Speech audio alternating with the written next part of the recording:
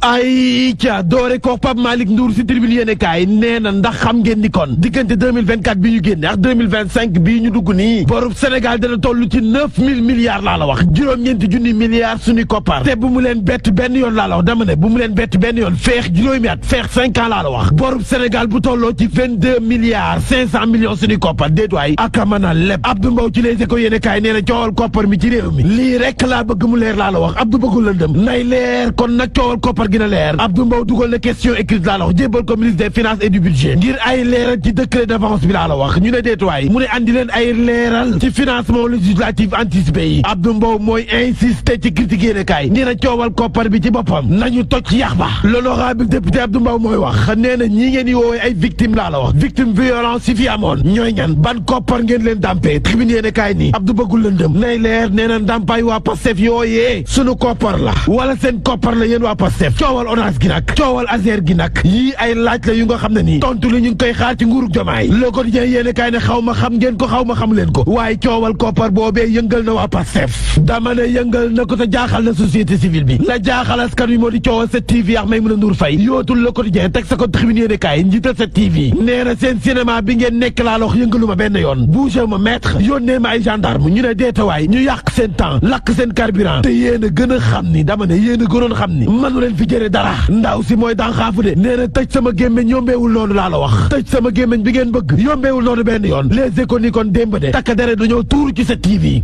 intimidé laa la wax liggéeykat ya tiital liggéeykat ya tambaambal ba mu neex leen duggaat seen woto taal dem Maïmouna Ndour Faye si Walf Quotidien ni kon comme si ce n'est rien fait caaxaan baaxul nee na génn leen ci caaxaan gi ngeen nekk te dama bëgg ngeen génne takk dere seen caaxaan gi ndax yéen a gën a xam ne pik sax mënu leen ko fi jële kon seen cinéma bi na fi yem dama ne dakk laa wax kon seen cinéma bi ngeen nekk pour lan la waaye xam naa lépp njiital 7TV ci Vox Populi nee na ñi làqu si ginnaaw coow lii xam naa ko seen bëgg-bëgg du lenn lu tëj 7TV tànkam